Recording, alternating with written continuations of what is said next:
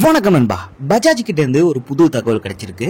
இந்த கம்பெனியோட எக்ஸிகியூட்டிவ் டைரக்டரான ராகேஷ் சர்மா வந்து இன்ஃபர்மேஷன் வந்து ஷேர் பண்ணியிருக்காரு.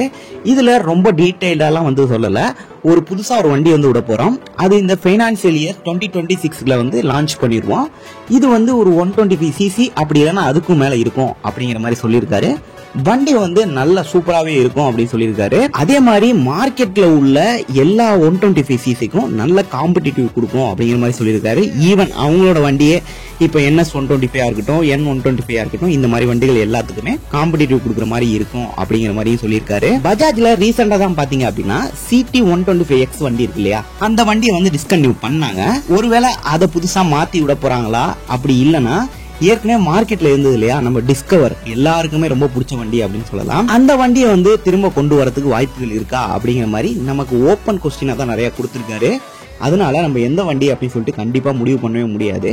போக போக இதோட தகவல் வந்து நமக்கு கிடைக்கும். அப்போ வந்து நம்ம அதை ஷேர் பண்ணலாம். பஜாஜோட தாட் என்ன அப்படின்னு கேட்டீங்கன்னா, இப்போ இந்த 125cc செக்மெண்ட் பைக்ஸ் இருக்கு இல்லையா, இதை இப்போதைக்கு இந்தியாவில் 25% மக்கள் அதை தான் யூஸ் பண்றாங்க அப்படிங்கிற சர்வேவை வச்சுக்கிட்டு இதை நம்ம எப்படியாவது கேப்சர் பண்ணோம் அப்படிங்கறதுனால தான் பஜாஜ் வந்து இந்த 125cc வந்து ரொம்ப ஃபோக்கஸ் பண்றோம் அப்படிங்கிற மாதிரி சொல்லியிருக்காரு.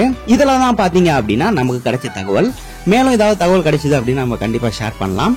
ஒருவேளை நீங்க பஜாஜ்ல 125cc பைக் வாங்கணும் அப்படின்னு நினைச்சீங்கன்னா கொஞ்சம் வெயிட் பண்ணலாம். மற்றபடி அவ்வளவுதான் இந்த வீடியோ. இந்த வீடியோ பிடிச்ச மறக்காம லைக் பண்ணுங்க. இது மாதிரி அடுத்த வீடியோல பார்க்கலாம். See you later.